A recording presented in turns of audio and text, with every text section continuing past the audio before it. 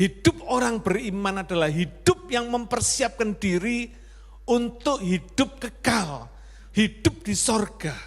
Bukan mempersiapkan diri untuk hidup di bumi. Kita boleh bekerja, boleh mempersiapkan yang terbaik untuk hidup di bumi, tetapi kita mesti ngerti bahwa kodrat hidup kita bukan di sini. Kodrat hidup kita itu di sorga, hidup yang kekal di sorga.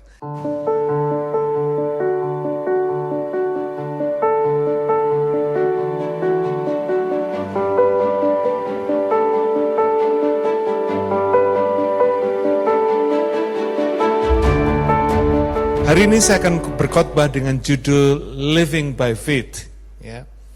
Hidup oleh iman. Saudara, ada banyak hal dalam hidup ini yang tidak bisa dipahami oleh otak manusia dalam ilmu pengetahuan. Ya. Siapa pencipta alam semesta ini? Ya, sampai hari ini manusia dengan ilmu pengetahuannya hanya bisa menduga-duga dan berteori, ada teori Big Bang segala macam, tapi tidak bisa memastikannya. Siapa penciptanya dan kapan diciptakan alam semesta ini, mereka tidak bisa memastikannya, hanya menduga, hanya berteori. Tapi puji Tuhan, Alkitab bisa menjelaskannya dan sudah menjelaskannya. Contoh yang kedua, misalnya ada pertanyaan, apakah ada alien atau makhluk hidup yang lain di planet, di jagat raya yang tak terhitung jumlahnya ini. Ada banyak orang yang berteori, oh ada, alien itu ada, katanya. Tapi kembali hanya menduga, tapi tidak bisa memastikannya. Tapi Alkitab mengatakan Tuhan hanya menciptakan manusia di bumi ini, yang sesuai dengan rupa dan gambarnya. Ada pertanyaan misalnya, apakah ada kehidupan setelah kematian?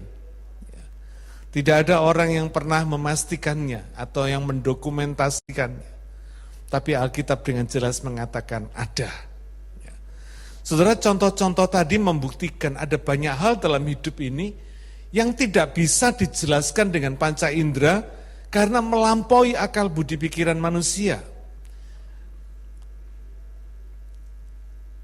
Hal-hal seperti itu tidak akan pernah bisa kita pahami kalau kita tidak beriman, kalau kita tidak percaya kepada Tuhan dan firman-Nya, yaitu Alkitab.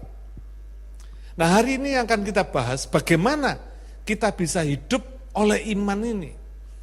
Hidup oleh iman ini hidup yang bagaimana, saudara? Ada dua hal penting dalam hidup oleh iman ini, yaitu hidup orang percaya. Jadi sebetulnya hidup orang percaya adalah hidup oleh iman. Ya. Yang pertama adalah fokus pada kodrat penciptaannya, kodrat hidup orang percaya, kodrat hidup manusia ciptaan Tuhan. Yang kedua, hidup dengan bersikap sebagai pemenang. Kita akan bahas satu-satu. Hidup fokus pada kodrat penciptaannya. Mari kita baca 2 Korintus 5 ayat yang pertama lebih dulu. 2 Korintus 5 ayat yang pertama. Karena kami tahu bahwa jika kemah tempat kediaman kita di bumi ini dibongkar, Allah telah menyediakan suatu tempat kediaman di sorga bagi kita. Suatu tempat kediaman yang kekal yang tidak dibuat oleh tangan manusia. Saudara, apa yang kita bisa pelajari dari hidup oleh iman ini? Yang pertama, kita melihat kepada jemaat Korintus, Paulus mengatakan hidup di bumi ini seperti kemah. Seperti hidup di kemah, di tenda, yang sewaktu-waktu bisa dibongkar. Artinya, saudara, hidup di dalam dunia ini, hidup di bumi ini adalah hidup yang sementara, bukan hidup yang sebenarnya. Bukan hidup yang sesungguhnya. Hidup yang sementara ini bisa pulang sewaktu-waktu. Karena kita ini hidup seperti pengembara. Orang Jawa bilang mau mampir ngombe katanya. Cuma mampir untuk minum. Hanya sementara seperti pengembara. Saya minta tolong Karen menayangkan foto kemah. Saudara lihat ini foto kemah ini. Jadi bayangan kita kemah itu bukan seperti kemah camping seperti yang hari ini kita lihat, saudara ya. Saya kalau lihat kemah camping pada hari ini begitu modern, begitu bagus, begitu luar biasa. Nah yang dimaksudkan oleh Alkitab tentang kemah itu ya seperti ini. Kemah pengembara, kemah yang sederhana seperti ini. Ya, cuma orang bisa tinggal di bawahnya untuk berteduh dari angin dan hujan atau debu. Ya. Kemah seperti ini jelas mudah dibongkar, mudah dipasang, tidak kuat, mudah roboh, mudah dimasuki binatang. Satu hari saya pernah camping di satu gunung, enak-enak tidur, pagi-pagi tiba-tiba saya dengar ada bunyi, krok, krok, krok. Ternyata sapi, kepala sapi, saya lihat besar di belakang saya. Ini kemah, kita tidur di sini, kepala sapinya di sini. Rupanya sapi ini makan rumput di sekitar kemahnya. Saudara bayangin kalau itu babi hutan, coba bayangin saudara. Itu kemah bisa diterjang habis saudara ya. Jadi jelas sekali hidup di dalam kemah ini sangat rentan terhadap masalah. Ya. Sangat tidak aman.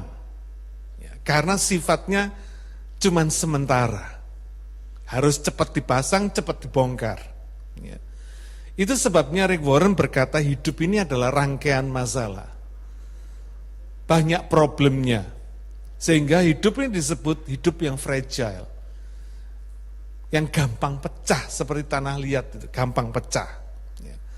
Nah saudara, dari gambaran Alkitab bahwa hidup seperti kemah seperti ini, kita tahu saudara bahwa hidup di bawah kemah seperti ini adalah hidup yang penuh ancaman. Hidup dengan berbagai masalah. Itu sebabnya kalau kita berkemah biasanya kita punya giliran jaga. Ada orang yang tidur, ada orang yang jaga. Karena memang perlu dijaga, saudara. Karena tidak secure. Ya. Kita harus waspada, berjaga-jaga. No choice. Karena apa? Ya hidup di kemah. Memang tidak secure. Ya. Saudara, itu sebabnya hidup ini perlu ada yang jaga. Terutama penjaga doa, itu penting sekali. Ketika ibu saya masih ada, saya tahu ibu saya adalah penjaga doa dalam kehidupan saya. Penjaga doa itu bisa suami kita, istri, anak, orang tua, bisa orang-orang yang mengasihi kita, bisa tim doa kita. Harus ada yang jaga dalam hidup ini, karena hidup ini rentan sekali dalam masalah. Bisa sewaktu-waktu ada penyakit, bisa ada masalah-masalah, bisa gangguan, persoalan, dan sebagainya. Perlu ada penjaga doa. Kalau hari ini saudara diberkati Tuhan dengan keluarga, suami, istri, anak, orang tua, jadilah penjaga doa bagi mereka. Ya. Yang kedua, dikatakan kalau hidup seperti kemah di bumi ini dibongkar, dari 2 Korintus 5 ayat 1 tadi, Allah sudah menyediakan tempat kediaman, jadi bukan kemah lagi, tapi tempat kediaman atau dalam bahasa aslinya dikatakan rumah, ya. Rumah yang kekal di sorga, yang tidak dibuat oleh tangan manusia, artinya dibuat oleh tangan Tuhan. Saudara, ketika saya amati, kebanyakan ya, enggak semua, rumah orang Indonesia yang di Australia ini, enggak beda banyak dari rumah orang-orang Indonesia di Indonesia pada umumnya. Apa cirinya, saudara?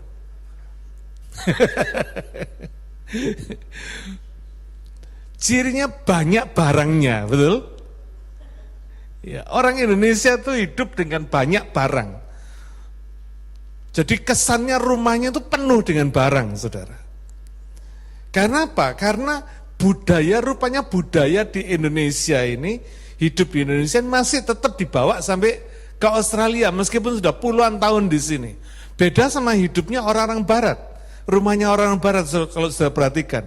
Begitu bersih, rapi, nggak banyak barang, mudah membersihkan dan sebagainya. Rupanya orang-orang Indonesia yang hidup di luar negeri masih punya pikiran seperti punya pembantu gitu ya saudara ya. Di Indonesia ada banyak pembantu yang mudah sekali diperintah untuk membersihkan barang. Makanya barangnya berantakan dan banyak sekali gitu.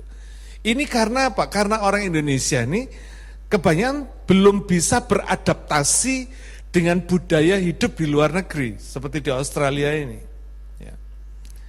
Nah pertanyaan saudara, kalau hidup di Indonesia, budaya Indonesia masih bisa dibawa ke Australia, masih bisa saya katakan. Apakah budaya hidup di bumi ini bisa dibawa ke surga? Enggak, jelas tidak. Kalau budaya Indonesia masih bisa dibawa ke Australia, tapi budaya hidup di bumi ini tidak akan pernah bisa dibawa ke surga. Karena sifatnya bumi ini fana, yang fana tidak bisa dibawa ke surga yang kekal, tidak bisa. Karena itu kalau saudara tidak membiasakan diri untuk hidup di surga, dengan karakter surga, dengan budaya surga, saya khawatir saudara akan kesusahan nanti hidup di surga. Ya. 2 Korintus 5 ayat yang kelima mengatakan, tapi Allah lah yang justru mempersiapkan kita untuk hal itu. Untuk apa? Untuk hidup di sorga. Tuhan justru mempersiapkan kita untuk hal itu. Dan yang mengaruniakan roh kepada kita sebagai jaminan segala sesuatu yang telah disediakan bagi kita. Luar biasa saudara. Kalau saya terjemahkan dengan bebas, ayat ini berkata, tetapi Allah lah yang justru mempersiapkan kita untuk hidup di sorga. Hidup di dalam rumah kediaman di sorga. Dan yang mengaruniakan Roh Kudus kepada kita sebagai jaminan segala sesuatu yang telah disediakan bagi kita. Jadi Roh Kudus itu diberikan kepada saudara dan saya yang percaya, untuk memastikan saudara yang percaya, kita yang percaya ini menerima segala sesuatu, artinya semua janji yang Tuhan sudah berikan kepada kita. Termasuk rumah kediaman di sorga itu. Ya. Saudara, dari ayat kelima ini, 2 Korintus 5 ayat 5 ini kita tahu bahwa habitat hidup kita yang sesungguhnya tadi itu bukan di bumi, tapi di sorga. Habitat yang memang sudah dipersiapkan Allah untuk kita, itu di sorga, bukan di bumi ini. Karena di bumi ini dikatakan tadi seperti kemah, yang sewaktu-waktu bisa dibongkar. Nah ketika kemah ini dibongkar, Allah telah menyediakan tempat kediaman, rumah kediaman, di sorga, bukan buatan manusia, tapi buatan Tuhan. Luar biasa ya. Dan untuk memastikan saudara dan saya memiliki tempat di sorga itu, Tuhan memberikan rohnya kepada kita. Wow. Roh Kudus diberikan kepada kita sebagai jaminan, sebagai borak, sebagai agunan, bahwa apa yang dijanjikan Tuhan, saudara terima, kita terima. Dahsyat enggak saudara? Luar biasa. Kita itu punya Allah yang seperti itu, saudara. Kita tidak salah menyembah Tuhan yang seperti itu. Amin.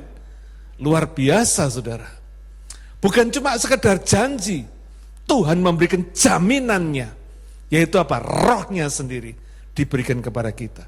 Karena itu saya selalu encourage, jadi orang Kristen, jadi jemaat, anak-anak Tuhan itu mesti serius, saudara. Sersan, serius tapi santai. Kita betul-betul harus serius sama Tuhan itu. Tidak bisa cuma sekedar Tuhan itu cuma dianggap ya Tuhan temen gitu ya. Friendly, sahabat. Tidak bisa saudara. Tuhan itu Tuhan. Saudara biar tidak muliakan dia, dia mulia. Saudara tidak hargai dia, dia berharga. Karena itu budaya hidup di bumi ini, budaya santai, budaya males, budaya nggak jujur, budaya yang tidak menomorsatukan Tuhan dan sebagainya, harus ditinggalkan. Harus dibuang. Karena kalau sudah tidak mempersiapkan hidup sesuai dengan kodratnya, yaitu hidup di sorga, seperti yang dikatakan Alkitab, sudah dipersiapkan Tuhan, sudah disediakan oleh Tuhan, supaya kita ini hidup di tempat kediaman yang tidak dibuat oleh tangan manusia. Mau kapan lagi kita ini punya persiapan?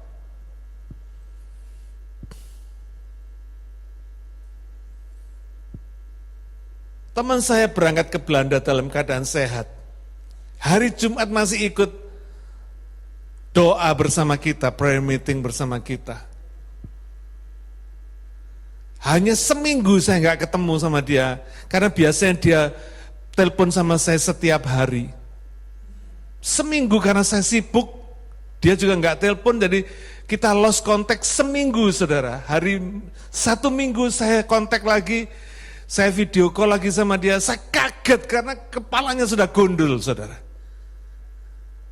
Saya tanya, what happened? Dia di kemo 7 hari, saudara. 7 kali 24 jam kemo. Saudara, saya bayangkan siapa yang bisa? Siapa yang bakal kuat di kemo 7 hari?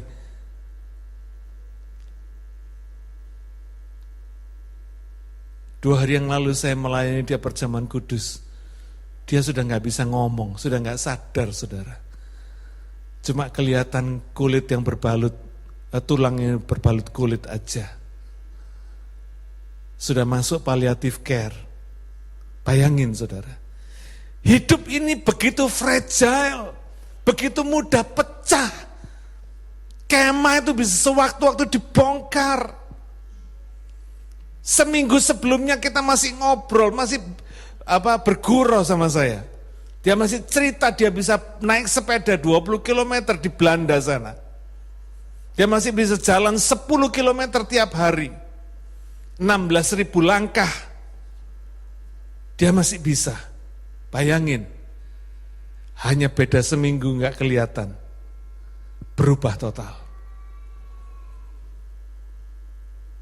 Dan hari ini saya sudah mendengar mulai hari Senin yang lalu sampai hari ini Minggu, berarti sudah 6 hari. Dia sudah nggak makan, nggak apa-apa. Nggak bisa melakukan apa-apa di palliative care.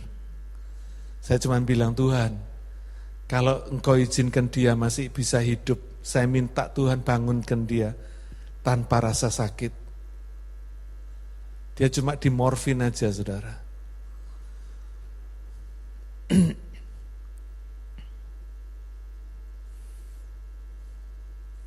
Hidup orang beriman adalah hidup yang mempersiapkan diri untuk hidup kekal, hidup di sorga. Bukan mempersiapkan diri untuk hidup di bumi. Kita boleh bekerja, boleh mempersiapkan yang terbaik untuk hidup di bumi, tetapi kita mesti ngerti bahwa kodrat hidup kita bukan di sini. Kodrat hidup kita itu di sorga, hidup yang kekal di sorga. Jadi hidup orang yang beriman, hidup oleh iman adalah hidup yang sesuai dengan kodratnya. Hidup yang menuju kodratnya. Hidup yang dipersiapkan untuk sesuai dengan kodratnya, saudara.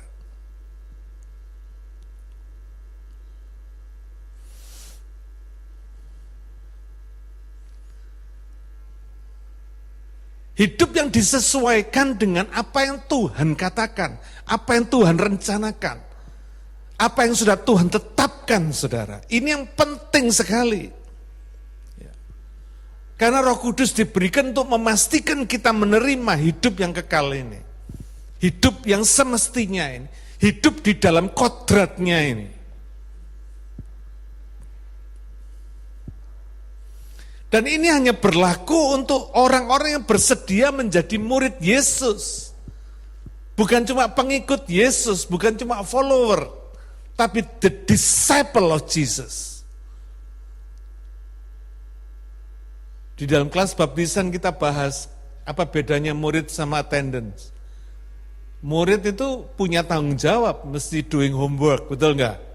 Mesti ikut examination, ikut ujian. Tapi attendance itu cuma ngikut aja, datang aja. Seperti kita sekolah di dalam kelas, ada orang yang mendengerin pelajaran di luar kelas, lewat jendela kelas. Nggak ada tanggung jawab apa-apa. Tapi sebagai murid Yesus, makanya Amanat Agung berkata, jadikan semua bangsa muridku, bukan pengikutku, bukan cuma jemaatku, tapi muridku. Jadi murid, saudara. Saya betul-betul tidak tertarik untuk orang yang tidak serius sama Tuhan. Yang saya pikir, yang saya doakan, yang saya layani adalah orang-orang yang mau serius sama Tuhan. Yang mau jadi murid sama Tuhan. Saya akan berikan hidup saya sepenuhnya. Untuk memberikan yang the best bagi orang-orang yang mau serius sama Tuhan. Kalau yang nggak mau serius, saudara nggak bisa buat apa-apa, betul? Biar saudara cekoi, biar saudara paksa pun nggak bisa. Ada peribahasa, saudara bisa tuntun kuda ke mata air, tapi nggak bisa paksa dia untuk minum air. Nggak bisa. Roh Kudus diberikan kepada kita untuk orang yang sungguh-sungguh serius merindukan rumah di sorga itu. Yang sungguh-sungguh serius mempersiapkan diri untuk hidup di sorga. Bukan hidup di bumi. Bukan dengan budaya bumi, tapi betul-betul dengan karakter sorga, budaya sorga, hukum sorga. Saya bisa bayangin kalau orang-orang nggak serius sama Tuhan di bumi ini, kira-kira bisa nggak serius sama Tuhan di sorga? Nggak bakal, saudara. Nggak bakal, saya percaya. Karena ini masalah hati, saudara. Orang bisa ikut Yesus tanpa hati, bisa. Tapi orang tidak bisa hidup di sorga tanpa hati yang mengasihi dia.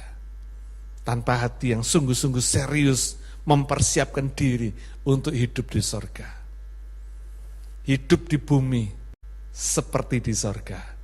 Makanya dalam doa Bapa kami dikatakan, Thy will be done on earth as in heaven. Kehendak-Mu jadi Tuhan di bumi seperti di sorga. Saudara lihat di sini ya, betapa Tuhan itu sebetulnya memberikan kepada kita ini banyak kesempatan. Sementara napas kita masih diberi, itu artinya Tuhan masih beri kita kesempatan. Supaya kita serius sama Tuhan. Supaya hidup di bumi seperti di sorga.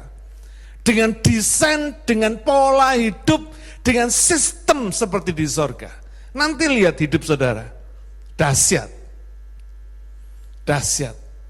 Saya sudah bisa melihat orang-orang yang hidup di bumi seperti di sorga. Oh, luar biasa saudara. Ya. Bukan terus saudara harus jadi pendeta, tidak. Saya barusan fellowship sama orang yang menurut kacamata kita, nggak mungkin, cukup itu nggak mungkin. Ya.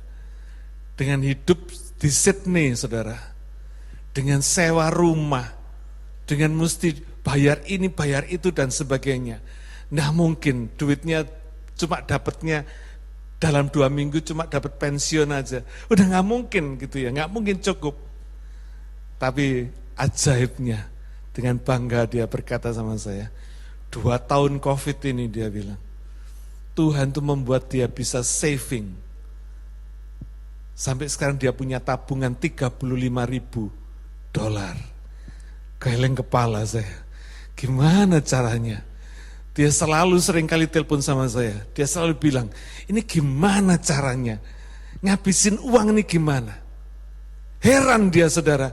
Karena uang di dompet dia yang sudah jelas-jelas habis, sudah dibayarkan ini itu tidak ada sisanya di dompetnya dia, tiba-tiba ada uang lagi, saudara. Bayangin itu dari mana uang itu, saudara. Sampai hari ini pun juga saya nggak bisa jawab pertanyaannya. Yang jelas ya dari Tuhan, betul nggak, saudara? Wong tidak ada orang yang masuk rumahnya, tidak ada anaknya yang kasih dia. Gimana kok bisa duitnya di dompet tidak bisa habis? Makanya dia bisa saving sampai 35.000 dalam 2 tahun COVID ini, saudara. Luar biasa nggak?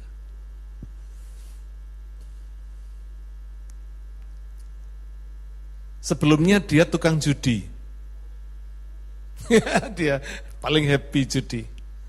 Saya bilang kalau mau ikut sama Tuhan, mau serius sama Tuhan, berhenti judi. Lalu Tuhan sendiri bicara sama dia, berhenti kamu judi. Aku kasih kamu lebih dari apa yang kamu bisa dapat dari judi. Benar, saudara.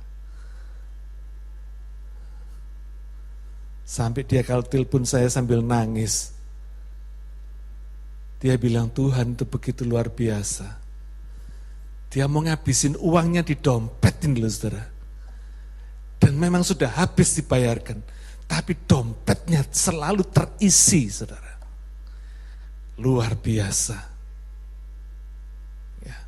Ini loh, saudara. Hidup di bumi seperti di sorga. Luar biasa, saudara. Ya. Di luar kriteria ini, saudara, saya mau kasih tahu saudara terus terang, tidak ada jaminan dari Tuhan. Jaminan Roh Kudus dari Tuhan ini hanya berlaku bagi orang-orang yang mau hidup di bumi seperti di sorga. Nangkep ya, saudara ya? Karena Roh Kudus itu ilahi, saudara. Nggak mungkin dia bisa hidup di dalam sistem yang duniawi, nggak mungkin. Yang ilahi ini akan hidup, akan tinggal bersama orang-orang yang hidup dengan sistem yang ilahi juga. Gak bakal bisa ketemu yang ilahi sama yang fana ini, saudara. Karena saya selalu berkata, Tuhan tuh melihat hati dan pikiran kita. Makanya hati dan pikiran ini perlu dijaga betul-betul. Kita bisa jaga mulut kita untuk tidak makan sembarangan. Tapi jaga hati dan pikiran kita untuk sungguh-sungguh sama Tuhan. Serius sama Tuhan. Mengasihi Tuhan. Takut akan Tuhan. Hidup dalam damai bersama Tuhan. Nah itu baru Roh Kudus teractivated. Baru Roh Kudus bergerak dengan luar biasa. Dahsyat dalam hidup kita, sungguh sangat luar biasa. Ya. Saya bisa cerita karena saya ngalami, saudara. Ya. Dalam kondisi fungsi ginjal saya seperti hari ini, dokter sudah nggak percaya saya tidak cuci darah. Tiap kali dia tanya, kamu nggak merasa gini? Enggak. Kamu nggak merasa gini? Enggak. Kamu nggak gini? Enggak. Enggak semua, saudara. Bayangin. Sampai saya bilang, gak apa-apa. Biar mau fungsi ginjal saya berapa persen, yang penting saya jalan terus. Amin. Luar biasa Tuhan ya. Tuhan itu luar biasa. Makanya saudara hidup sungguh-sungguh sama Tuhan. Ya. Mari kita alami Tuhan dengan hidup yang sungguh-sungguh. Bukan cuma sekedar bicara tentang Tuhan. Seperti di Matius 7 ayat 21-23, aku bernubuat demi namamu, bikin mujizat demi namamu, ya, mengusir setan demi namamu. Tuhan akhirnya berkata, aku tidak kenal kamu, pergi kamu pembuat kejahatan, kata Tuhan. Saudara, jangan sampai kita dengar kata-kata ini dari Tuhan, betul enggak? Selama Tuhan masih bisa beri kita kesempatan untuk hidup di dunia ini. Hiduplah sungguh-sungguh sama Tuhan. Jangan tanggung-tanggung, saudara. Ya. Yohanes 14 ayat 1 berkata, janganlah gelisah hatimu, percayalah kepada Allah, percayalah kepadaku. Di rumah Bapakku banyak tempat tinggal. Jika tidak demikian, tentu aku mengatakannya kepadamu. Sebab aku pergi ke situ untuk menyediakan tempat bagimu. Dan apabila aku telah pergi ke situ dan telah menyediakan tempat bagimu, aku akan datang kembali dan membawa kamu ke tempatku, supaya di tempat di mana aku berada, kamu pun berada. Dan kemana aku pergi, kamu tahu jalan ke situ. Haleluya, saudara. Ya. Mari kita fokus pada hidup yang sesuai kodrat kita, kodrat penciptaan kita, yaitu hidup yang kekal. Hidup dengan sungguh-sungguh beriman kepada Yesus, hidup oleh iman kepada Tuhan. Karena kita sudah disediakan rumah yang kekal di sorga. Jangan pernah gelisah. Karena Yesus bukan hanya menyediakan rumah di sorga, saudara perhatikan di sini, tapi Ia akan datang kembali. Dia akan menjemput kita dan membawa kita ke tempatnya, supaya di mana Yesus berada, di situ kita pun juga berada. Saudara, kurang apa kita? Kalau nggak mau hidup sungguh-sungguh sama Tuhan, namanya kurang ajar, betul nggak? Tuhan itu sudah begitu luar biasa menyediakan tempat, bahkan Dia akan datang menjemput kita kembali dan membawa kita ke tempatnya, supaya di mana Yesus berada, di sana kita ada. Kalau kita masih tidak mau serius sama Tuhan dan tidak mau menyediakan diri untuk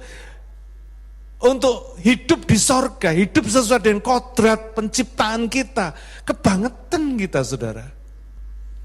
Dia sudah begitu baik, sudah begitu panjang sabar mengasihi kita dan memberi kita kesempatan. Jangan taking for granted.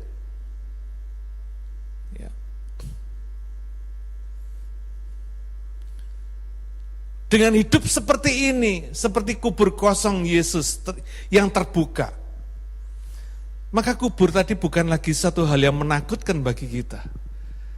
Karena kematian adalah satu-satunya cara untuk tidur di bumi tapi bangun di sorga, betul gak?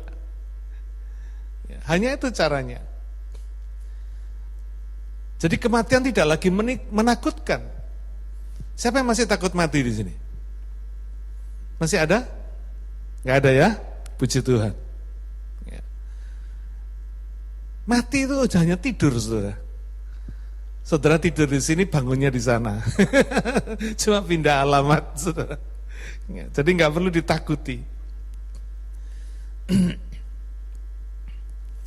Orang-orang yang hidup oleh iman adalah orang-orang yang fokus kepada kodrat penciptaannya, yaitu hidup kekal di sorga, bukan hidup sementara di bumi. Orang-orang yang hidup oleh iman ini tidak peduli berapa lama dia hidup. Itu bukan urusan kita, saudara. Saudara mau hidup berapa puluh tahun itu bukan urusan kita. Enggak perlu cari obat panjang umur, enggak perlu, saudara. Ya. Tapi orang yang hidup oleh iman ini peduli bagaimana kita hidup, bagaimana kita menjalani hidup. Nah, ini yang urusan kita, saudara. Berapa lama itu urusannya Tuhan. Dia sudah menetapkan kepada kita kapan kita hidup, kapan kita kembali ke sorga. Amin. Jadi nggak usah pusing, nggak usah takut. Saudara umur panjang, umur pendek, nggak usah peduli, nggak usah dipikirin itu. Tapi pikirin bagaimana kita hidup, itu yang harus menjadi tanggung jawab kita. Hidup iman, hidup beriman, hidup oleh iman, hidup yang mempersiapkan diri, hidup yang merindukan sorga senantiasa. Hidup yang berorientasinya ke Tuhan, bukan ke duit, bukan ke yang lain. Hidup yang betul-betul sama Tuhan tuh serius. Bukan cuma sekedar semau gue, bukan apa yang saya suka, tapi apa yang Tuhan suka. Itu urusan kita.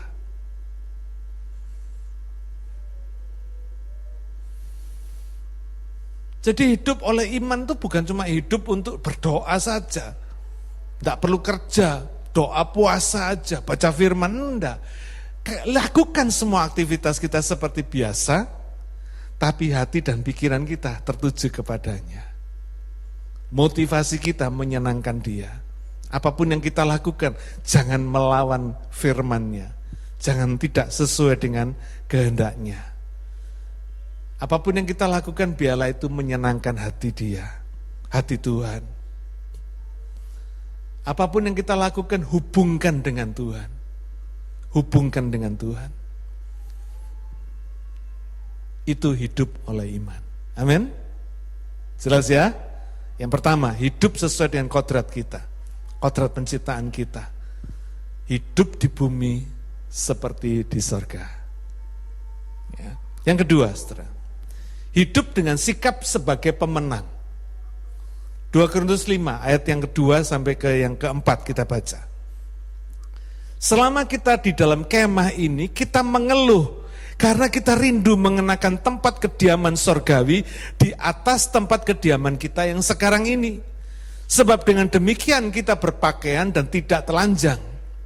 Sebab selama masih diam di dalam kemah ini, kita mengeluh oleh beratnya tekanan. Karena kita mau mengenakan pakaian yang baru itu tanpa menanggalkan yang lama. Supaya yang fana itu ditelan oleh hidup. Saudara, orang yang mengaku beriman tapi tidak merasakan sakit, tidak merasakan pikul salib di bumi ini, orang itu sesungguhnya sedang menelanjangi dirinya sendiri. Nangkep gak, saudara? Orang itu sedang membuka kebohongannya sendiri. Mengapa saya katakan ini? Alkitab mengatakan, dengan demikian kita berpakaian dan tidak telanjang. Maksudnya gini, saudara. Kalau saudara hidup di bumi ini, hidup di dalam situasi, di dalam sistem dunia yang berdosa, saudara melakukan perkara-perkara yang tidak berkenan di hati Allah dan saudara enjoy saja. Ini bahaya, saudara. Ini menunjukkan siapa kita sesungguhnya.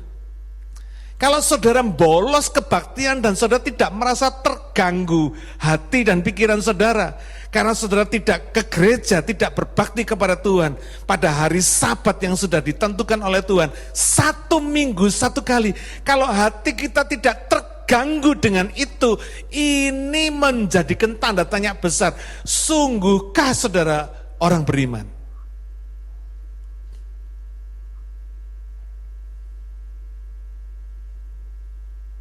Tapi kalau kita ini merasa hati kita itu tidak enak, siapa yang merasakan?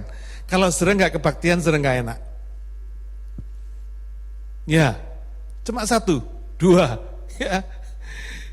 Saudara, kalau saudara terganggu karena saudara tidak kebaktian, tidak menomorsatukan Tuhan, tidak mendahulukan Tuhan, ini baru betul. Ini baru betul. Karena apa? Karena saudara punya pergumulan. Tapi karena satu hal, saudara terpaksa tidak kebaktian. Yang saudara tahu bahwa saudara tidak harus bolos kebaktian karena satu hal ini. Tapi hati saudara tidak akan tenang, karena saudara tahu saudara sedang bolos kebaktian. Ada yang mengganggu hati dan pikiran saudara. Ini baru betul. Tapi kalau saudara pergi holiday hari Minggu, jalan-jalan hari Minggu, pesta hari Minggu, tanpa memperhatikan kebaktian, sudah menjadi kebiasaan. Kebaktian kalau ada waktu, ke gereja kalau ada waktu, kalau ada kesempatan, ini bahaya, saudara. Ini menunjukkan ketelanjangan kita, menunjukkan kebohongan iman kita. Kita ngakunya percaya, tapi sesungguhnya kita hidup sebagai orang yang tidak percaya. Makanya orang dunia tidak pernah tertarik dengan orang-orang yang seperti ini, saudara. Tidak ada kesaksian yang radian, yang mengalir dari kehidupan orang-orang seperti ini. Kalau saudara tidak serius sama Tuhan, tidak ada orang yang mau percaya sama Tuhan. Karena nggak lihat buktinya. Orang menyembah Tuhan itu, worship dia itu sungguh-sungguh sama dia. Menomorsatukan dia.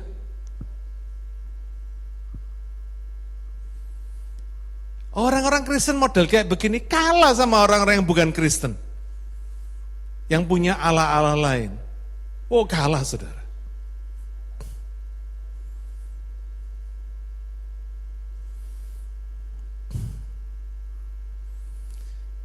Kalau saudara hidup di dalam sistem dunia yang bukan melakukan kodrat ilahi ini, maka sistem ini akan menyakitkan. Contoh, ketika satu hari bos saya minta saya kerja, di mana saya harus berbakti dan melayani. Wah, sakit saudara. Tapi saya memberanikan diri, saya berkata, saya enggak bisa. Karena bagi saya kebaktian itu nomor satu, melayani Tuhan itu nomor satu. Saya enggak akan takut dipecat. Kenapa? Karena saya tahu, kalau saya kerja baik, bos saya enggak akan mecat saya. Hanya karena saya enggak kerja hari Minggu. Amin. Kalau saudara kerja baik, enggak mungkin bos saudara mecat saudara. Enggak mungkin. Karena apa? Company membutuhkan saudara. Orang-orang yang bisa bekerja baik dan menguntungkan bagi company. Tapi kalau saudara malas-malesan, kerja nggak beres, suruh kerja hari Minggu yang nggak mau, ya bisa dipecat. Karena apa? Karena nggak menguntungkan company. Tapi saya percaya anak-anak Tuhan yang sungguh-sungguh sama Tuhan, kerjanya pasti beres, pasti hebat, karena Tuhan memberkati dia. Ingat Yusuf di Mesir, diberkati Tuhan, sehingga apa yang dikerjakan berhasil. Saya percaya orang yang sungguh-sungguh sama Tuhan, yang menomorsatukan Tuhan, hidupnya pasti diberkati, pekerjaannya pasti beres, bosnya pasti suka. Ya. Jadi ketika saudara menolak dosa, ketika saudara tidak kompromi dengan sistem dunia yang melawan Tuhan, ada sesuatu yang sakit di dalam badan saudara, di dalam kedagingan saudara.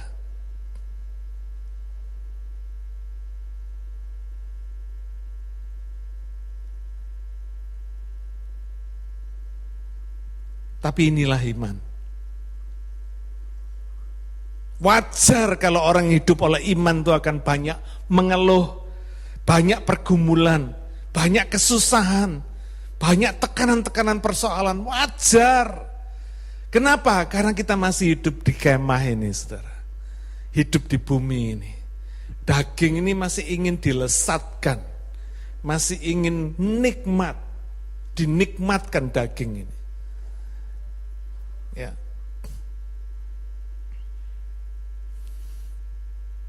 Bayangin kalau saudara disuruh hidup di air.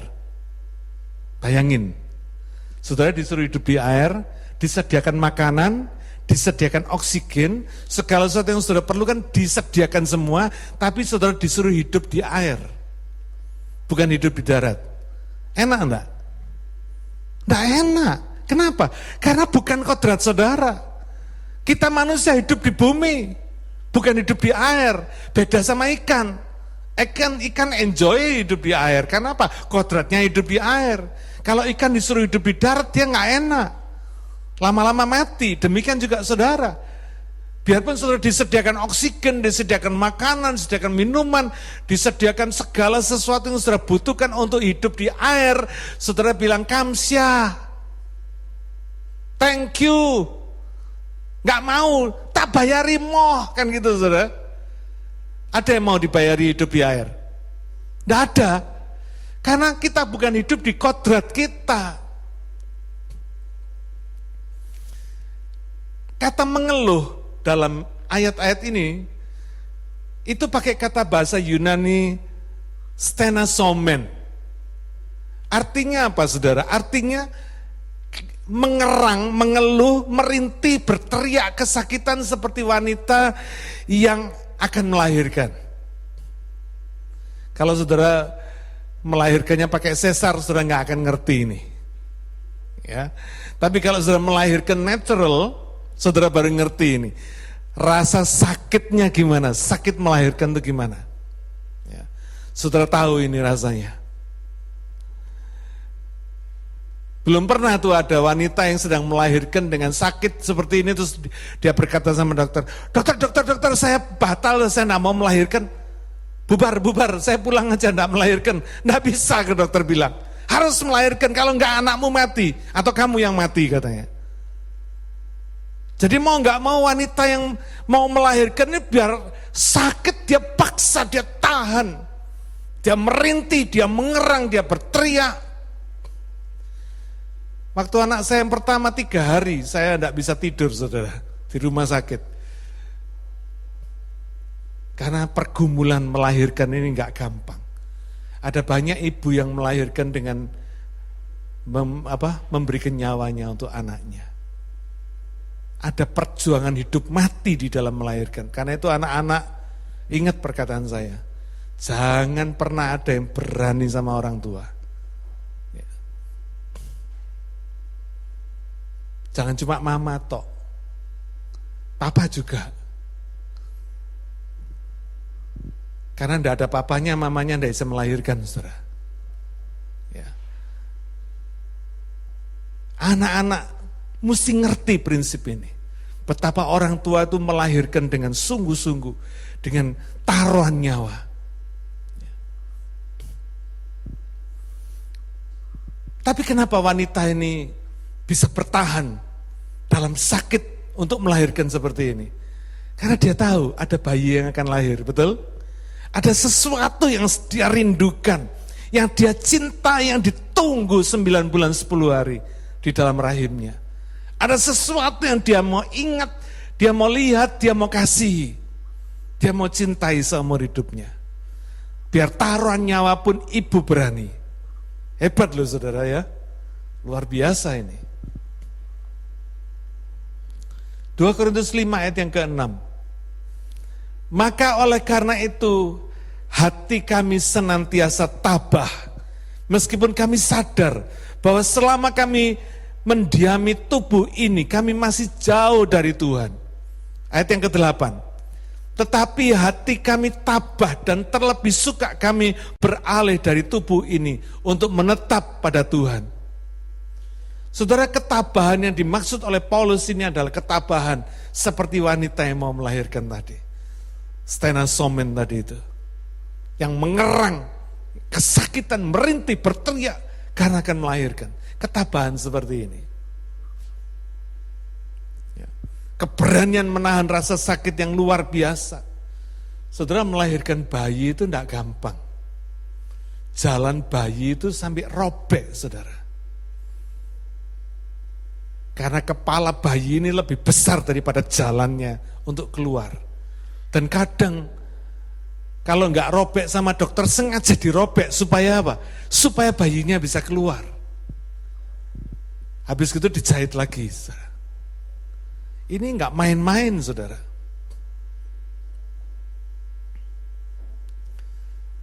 Alkitab mengatakan, pertama kita mengeluh karena sadar bahwa hidup di bumi ini masih jauh dari Tuhan.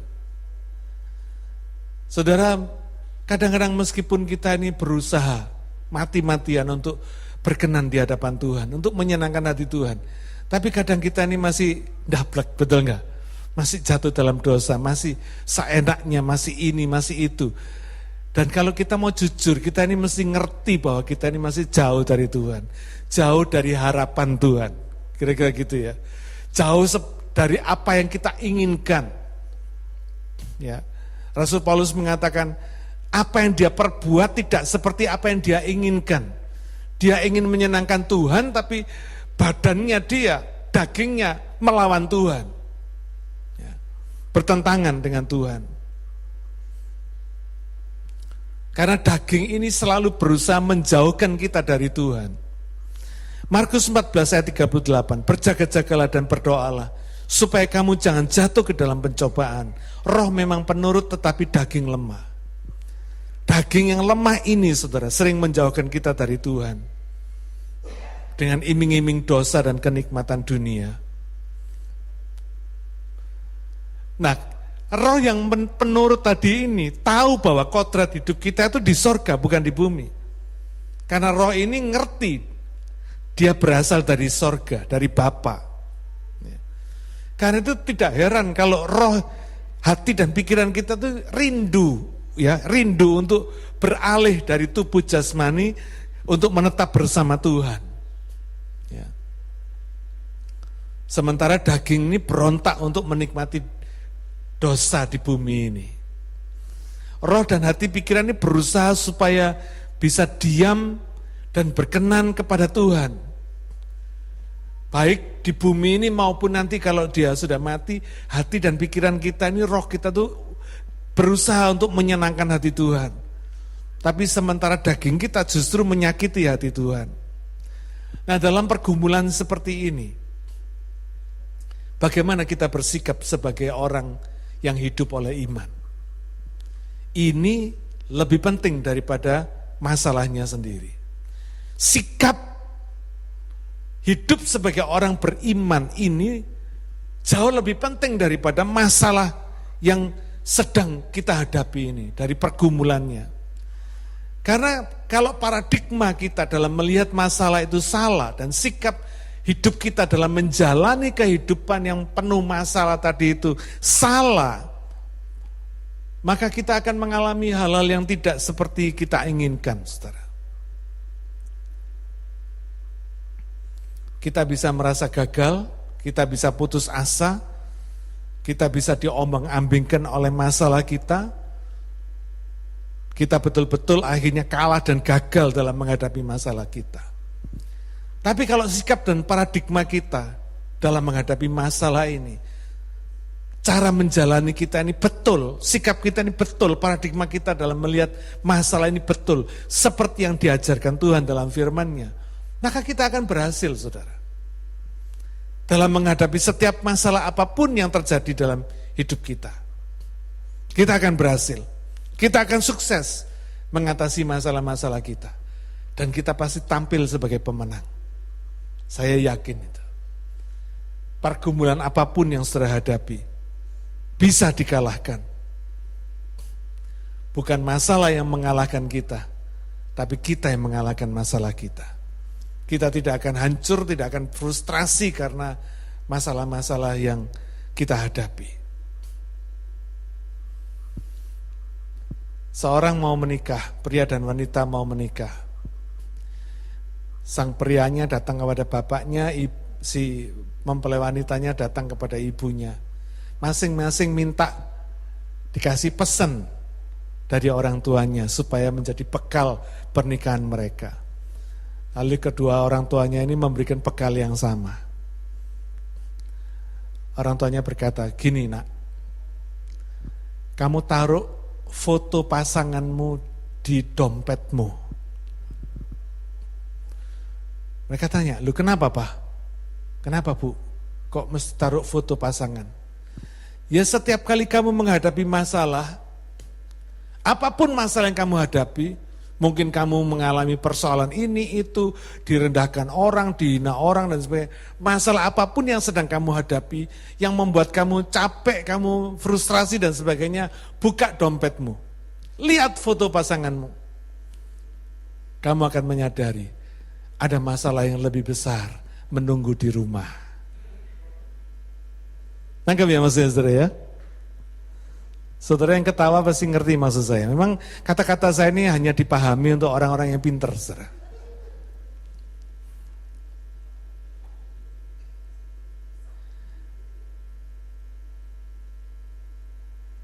Masalah apapun yang saudara hari ini hadapi, maksudnya lelucon tadi ini, joke ini, maksudnya untuk mengingatkan pada kita, masih ada lagi masalah yang mungkin lebih besar yang akan saudara hadapi.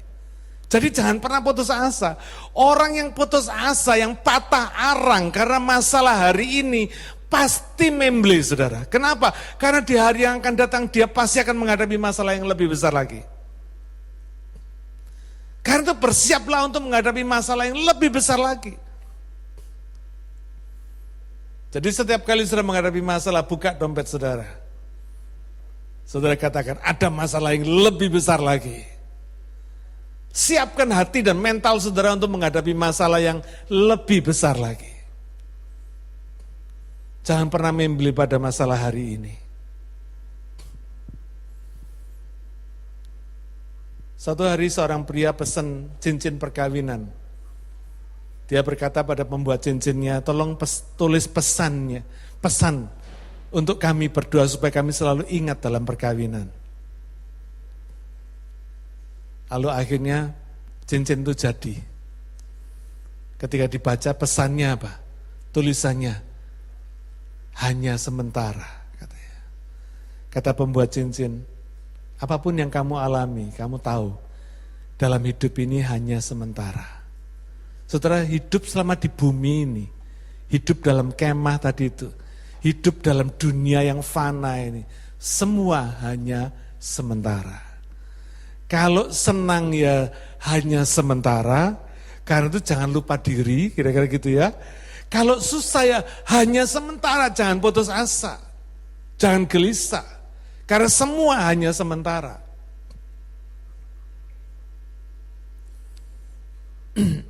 2 Korintus 5 ayat yang ke-7. Sebab hidup kami adalah hidup karena percaya, bukan karena melihat. Ini yang Tuhan mau supaya kita tuh miliki sikap hidup seperti ini, hidup sebagai pemenang. Ya.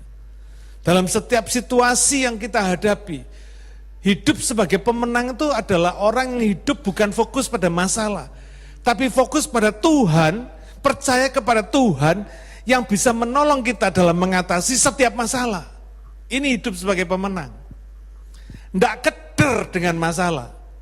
Karena saudara tahu apapun masalahnya, biarpun nanti bakal ada masalah yang lebih besar sekalipun, fokus kita bukan pada masalahnya. Karena fokus kita pada iman percaya kita kepada Tuhan yang mampu menolong kita dalam mengatasi semua masalah kita. Itu hidup sebagai pemenang. Jadi saudara tidak akan pernah goyang, tidak akan pernah diombang-ambingkan oleh masalah apapun juga. Boleh masalah besar, kecil, sedang, dan sebagainya. Saudara tidak takut. Kenapa? Karena bagi Tuhan yang bisa menolong masalah saudara, semua masalah kecil. Nggak ada yang besar. Amin. Jangan self pity. Banyak orang yang menghadapi masalah terus berkata, aku ini sial memang. Duh, masalah belum selesai satu, datang lagi masalah kedua. Masalah dua belum selesai, datang lagi yang ketiga. Dasar sial aku ini. Jangan berkata begitu. Jangan mengasihani diri. Ya. Jangan. Hiduplah sebagai pemenang. Hiduplah oleh iman. Dengan tabah tadi itu. Dalam menghadapi segala sesuatu. Susah senang. Ingat, semua hanya sementara. Apa yang ada di dunia ini yang kekal? Tidak ada. Karena sifat dunia ini fana. Semuanya ya sementara. Karena fana. Hadapi setiap persoalan kita. Bersikaplah sebagai pemenang dalam setiap persoalan. Bukan nganggap enteng persoalan, bukan. Tapi yakinlah bahwa saudara pasti bisa mengatasi masalah saudara. Kenapa? Karena harapan saudara bukan pada kekuatan kita sendiri, tapi kepada Tuhan yang mampu menolong kita dalam mengatasi masalah kita. Amin. Hidup sebagai pemenang. Pertama, karena ada Yesus yang mengasihi kita. Roma 8 ayat 37 berkata, tetapi dalam semuanya itu kita lebih daripada orang-orang yang menang oleh Dia yang telah mengasihi kita. Ada Yesus yang mengasihi kita. Ini menjadi pegangan. Saudara, kalau sudah dicintai oleh Tuhan, gak usah takut dah. Apapun masalah saudara tahu ada yang mencintai saudara. Ada backingnya saudara, amin. Tuhan Yesus yang mencintai saudara. Yang kedua, ada Roh Kudus yang diberikan oleh Tuhan untuk menjadi jaminan bagi kita. Untuk membuat semua janji Tuhan dalam hidup kita terpenuhi, tergenapi, terjadi. Bukan cuma sekedar janji tanpa bukti, tapi janji yang sudah terbukti. Amin. Mari kita berdoa. Bapa, terima kasih untuk kasih setiamu yang luar biasa dalam hidup kami. Engkau mengajarkan kami betapa kami harus hidup oleh iman. Living by faith. Karena hidup kami bukan hidup karena melihat. Seeing, believing by seeing. No. Tapi hidup kami hidup karena percaya. Bukan karena melihat. Bapa, terima kasih. Kami tahu Engkau memperhatikan hidup kami. Dengan sedemikian detailnya, dengan sedemikian akuratnya Tuhan menjaga kami. Bahkan Tuhan memagari kami. Tuhan menjamin kehidupan kami supaya kami menerima, mengalami segala rencana-Mu yang ajaib dalam hidup ini. Tuhan, biarlah Tuhan sadarkan kami, buka mata hati rohani kami, buka pikiran kami, buka tekad kemauan kami, untuk hidup sungguh-sungguh serius kepada Tuhan. Menyerahkan diri sepenuhnya kepadamu. Untuk memilih hidup mengikut Engkau. Menjadi murid-Mu. Bukan cuma sekedar pengikut-Mu. Biarlah Engkau berikan kepada kami keputusan untuk supaya kami mau menyangkal diri kami. Memikul salib kami. Dan mengikut Engkau seumur hidup kami. Bapa, terima kasih. Meteraikan firman-Mu dalam hati dan pikiran kami. Supaya boleh kami lakukan dalam hidup kami sehari-hari. Terima kasih Bapa. Di dalam nama Tuhan Yesus kami berdoa dan mengucap syukur. Amin. Tuhan memberkati saudara.